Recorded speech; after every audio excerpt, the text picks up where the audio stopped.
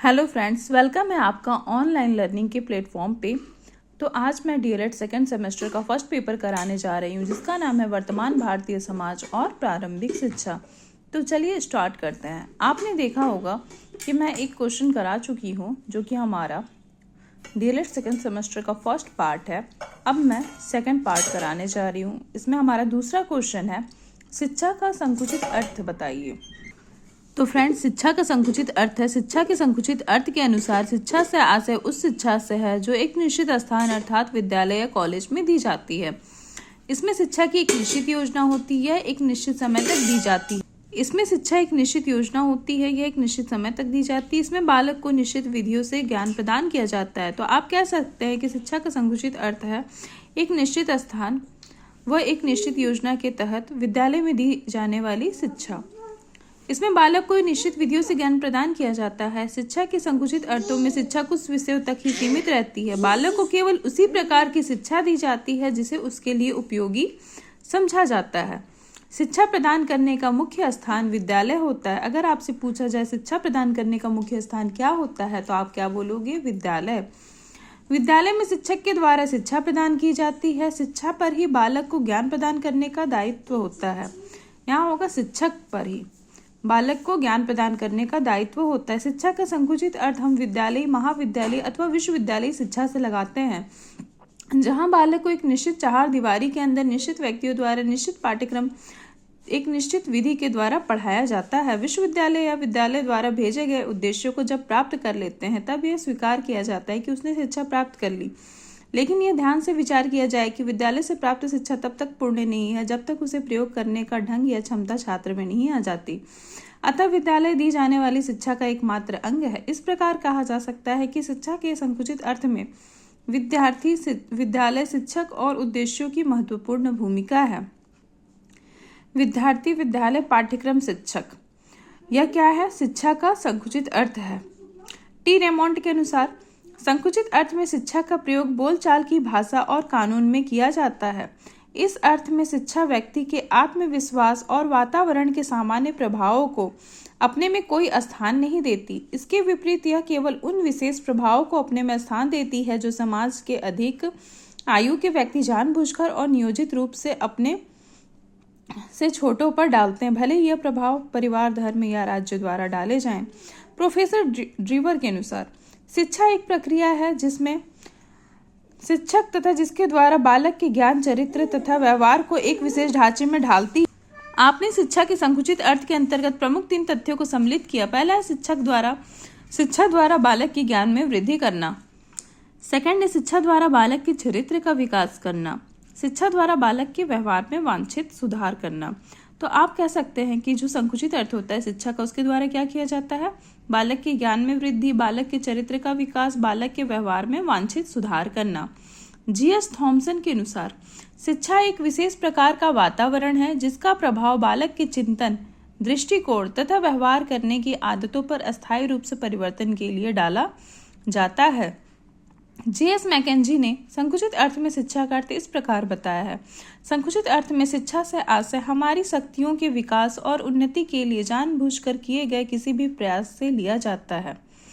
उपरोक्त व्याख्या के आधार पर कहा जा सकता है कि शिक्षा का अर्थ विशेष प्रकार की पुस्तकों का अध्ययन करना है। बालक पुस्तकों का कीड़ा बनकर रह जाता है, उसे किसी प्रकार का व्यवहारिक ज्ञान प्राप्त नहीं हो पाता। पुस्तकें उसके चरित्र तथा मस्तिष्क का विकास नहीं कर पाती। इसी आधार पर शिक्षा को शिक्षा न कहकर शिक्षण या निर्देश कहा जाता है। टी रेमोंड का कथन है, संकुचित अर्थ में शिक्षा का प्रयोग बोलचाल की भाषा एवं कानून में किया जाता है। तो फ्रेंड्स, आप देख सकते हैं मैंने शिक्षा का संकुचित अर्थ बता दिया। आप इसे आराम से लिख सकते हैं कि शिक्षा का संकुचित अर्थ है एक निश्चित स्थान अथवा निश्चित समय में विद्यालय व कॉलेजों में दी जाने वाली शिक्षा ही क्या है? शिक्षा का संकुचित अर्थ है। तो फ्रेंड्स, आप इसे अपने शब्दों में इजीली लिख सकते हैं। तो चलिए अब हम शिक्षा का व्यापक अर्थ देखते हैं। शिक्षा का व्यापक अर्थ, यह आप क्वेश्चन देख सकते हैं, 2020 में आया है। शिक्षा के व्यापक अर्थ के अनुसार शिक्षा आजीवन चलने वाली प्रक्रिया है। यह शिक्षण की प्रक्रिया उसी समय प्रारंभ हो जाती है जब बालक का जन्म होता है। उस समय उसके इर्द गिर्द सभी व्यक्ति घूमते हैं, लेकिन वह सबसे पहले अपनी माँ के संपर्क में आ जाता है। इसके उपरांत अपनी आवश्यकताओं इच्छाओं की पूर्ति हेतु परिवार के अन्य सदस्य, पड़ोस तथा समाज के संपर्क में आता है। बाल्यावस्था से ही बालक को प्राकृतिक वातावरण के साथ समायोजित होने का प्रयास करना पड़ता है और आयु बढ़ने के बाद वह सामाजिक, राजनैतिक एवं आध्यात्मिक वातावरण के साथ सामंजस्य स्थापित करता है। इससे बालक धीरे धीरे परिवार, पास पड़ोस, स्कूल, समाज आदि संस्थाओं से कुछ न कुछ सीखता रहता है। इसलिए शिक्षा के विषय में लिखा गया है कि शिक्षा एक ऐसी प्रक्रिया है जो जन्म से लेकर मृत्यु तक निरंतर चलती रहती है। तो आप कह सकते हैं कि जन्म से लेकर मृत्यु तक चलने वाली जो प्रक्रिया होती है, जिससे हमें ज्ञान प्राप्त होता है, उसे हम क्या कहते हैं? शिक्षा। ये शिक्षा का व्यापक अर्थ है। मतलब आप देख सकते हैं, हम अपने जीवन में हर दिन कुछ न कुछ सीखते हैं। यह क्या होगी? जो हम सीखते हैं वही क्या है? शिक्षा। और शिक्षा का संकुचित अर्थ क्या है? तो विद्यालय में दी जाने वाली शिक्षा ही क्या है? विद्यालय का संकुचित अर्थ है। शिक्षा के व्यापक अर्थ को अधिक स्पष्ट करने के लिए कुछ विद्वानों के विचार निम्न प्रकार हैं। पहला है लॉज। लॉज क्या कहते हैं कि बच्चा अपने माता पिता को और छात्र शिक्षकों को शिक्षित करता है। बच्चा किसको शिक्षित करता है? अपने माता पिता को, और छात्र शिक्षकों को शिक्षित करता है।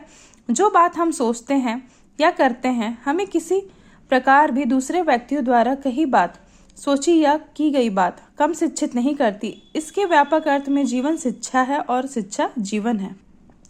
J.S. मैकेंजी के अनुसार व्यापक अर्थ में शिक्षा एक ऐसी प्रक्रिया है जो आजीवन चलती रहती है और प्रायः जीवन के प्रत्येक अनुभव से शिक्षा में वृद्धि होती है। यह आप याद कर लीजिएगा। J.S. मैकेंजी का ये एग्जाम के लिए काफ़ी ही हेल्पफुल है। आप देखेंगे ऑब्जेक्टिव में क्वेश्चन आ सकता है। प्रोफेसर डमविल के अनुसार शिक्षा के व्यापक अर्थ में वे सभी प्रभाव आते हैं जो व्यक्ति को जन्म से लेकर मृत्यु तक प्रभावित करते हैं। तो शिक्षा के व्यापक अर्थ में वे सभी प्रभाव आते हैं जो व्यक्ति को जन्म से लेकर मृत्यु तक प्रभावित करते हैं। यह किसने कहा था? तो प्रोफेसर डमविल ने। मार्क हॉपकिंस के अनुसार अपने अति व्यापक अर्थ में शिक्षा में वे सभी बातें आ जाती हैं जो निर्माणकारी प्रभाव डालती हैं।